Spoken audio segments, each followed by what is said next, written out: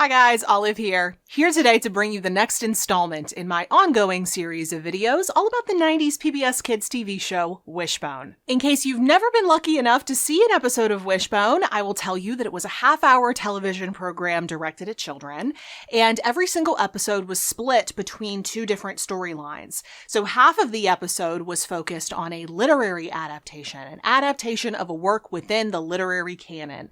That was most frequently a book, but it could also be a short story, a myth, a legend, a folktale, a play, anything along those lines. And then the other half of the episode was dedicated to telling the story of a modern day, aka 1990s, family living in Texas with their pet Jack Russell Terrier Wishbone.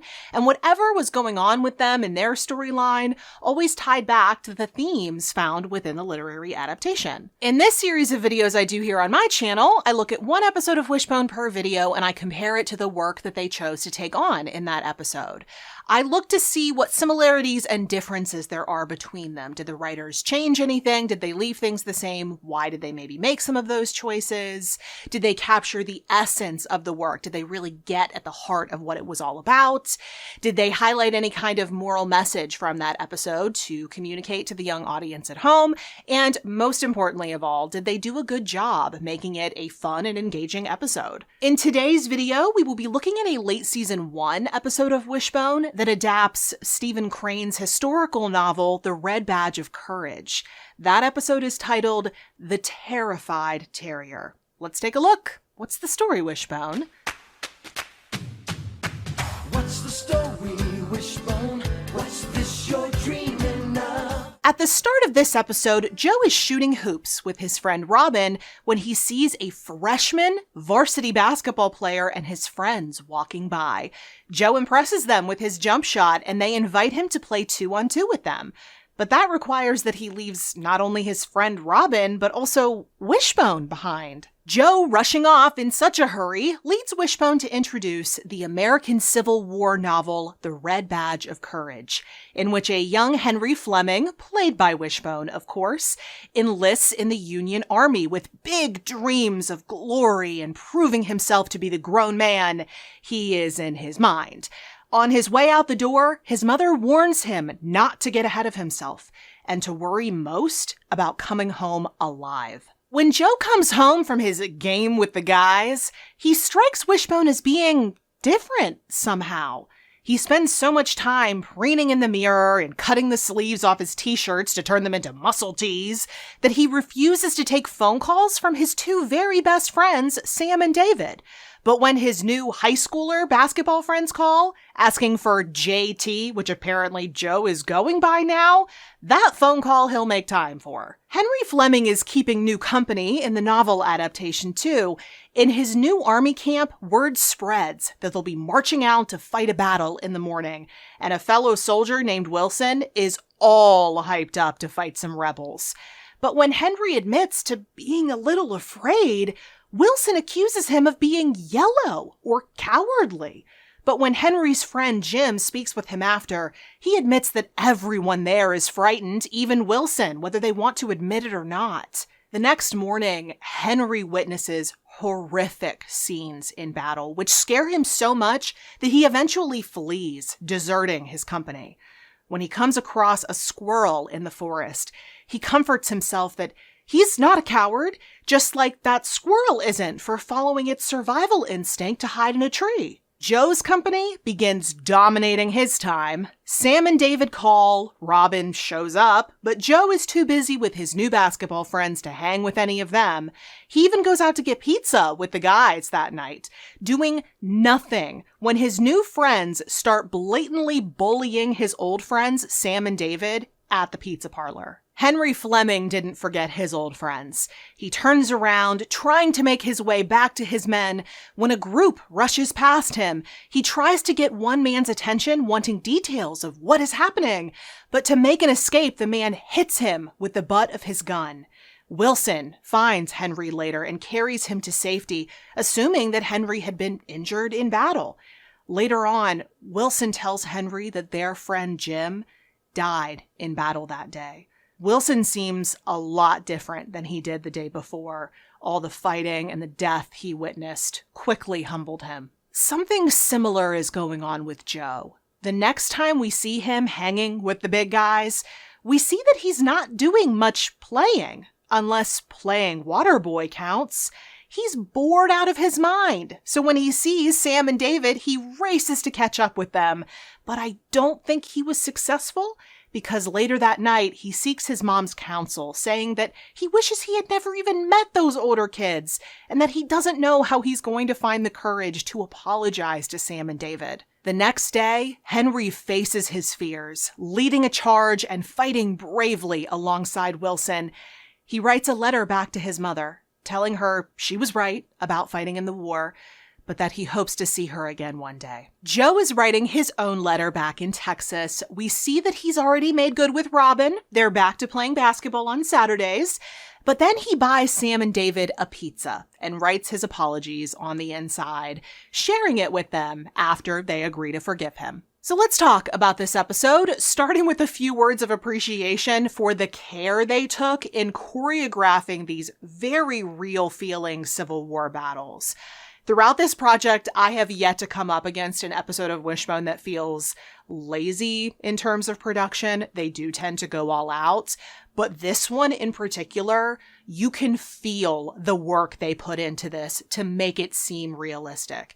And that really helps you understand how terrified Henry would be as a young kid going into this. It's his first taste of war. But now that I've taken a moment to fully appreciate that element, because I think it was fantastic, I do have to say that a lot from the novel was removed from this adaptation. Now, that's not abnormal within Wishbone. They don't have time to show everything. But I definitely noticed that so much was missing.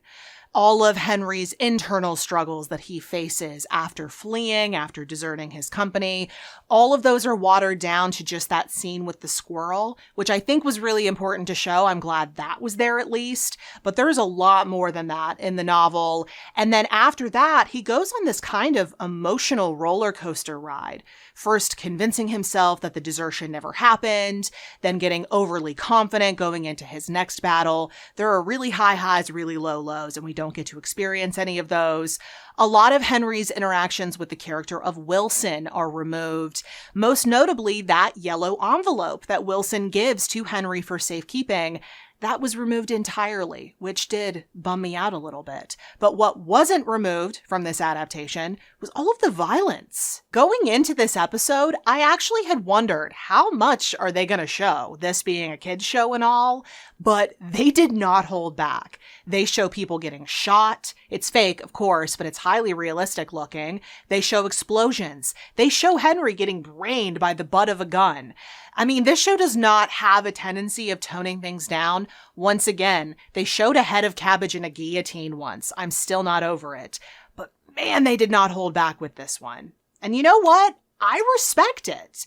Part of this novel is about the romantic view of war versus the harsh realities of it. And I think they nailed that element. What the writers of this episode tried to highlight a whole lot more than even Stephen Crane did in his novel is the theme of loyalty. And that's because those writers were attempting to tie this literary adaptation to the real life storyline we saw of Joe getting a big head when he starts hanging with a new group of friends, leaving his old friends behind in the process. On its own, I think the 90s storyline works. Kids ditching their existing friends when they see they can make cooler ones. I think that's highly relatable, whether or not we were the ones doing the ditching or being ditched. I mean, I have nieces in high school right now, and the dramas that I hear about involving this exact thing are nearly endless. I've said this a number of times over the years of me covering these episodes, but Joe is a really good kid.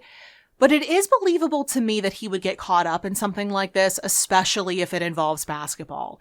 A number of times in these episodes, they've had Joe act in a way that I personally felt was out of character, but I don't think that was the case here. I think he's capable of making a mistake like this. My major hang-up with this episode of Wishbone is that being loyal to your friends isn't really the point of the Red Badge of Courage. And I think even the writers understood this, because if you're watching closely, you will see that Henry never comes clean about deserting the company, nor does he ever apologize for it. What they did do is write in a scene in which Henry writes a letter home to his mother. Even then, he's not really apologizing. He's just admitting she was right about something. So in the Joe section of this episode, they have him acknowledge that he wasn't a loyal friend and have him apologize for it. But Henry never does, unless you count him coming back and fighting in the name of his fallen friend's honor. I don't personally think that is an apology. Let me be crystal clear here. I liked both of these storylines. I don't even fault the writers for adding something in if they needed to.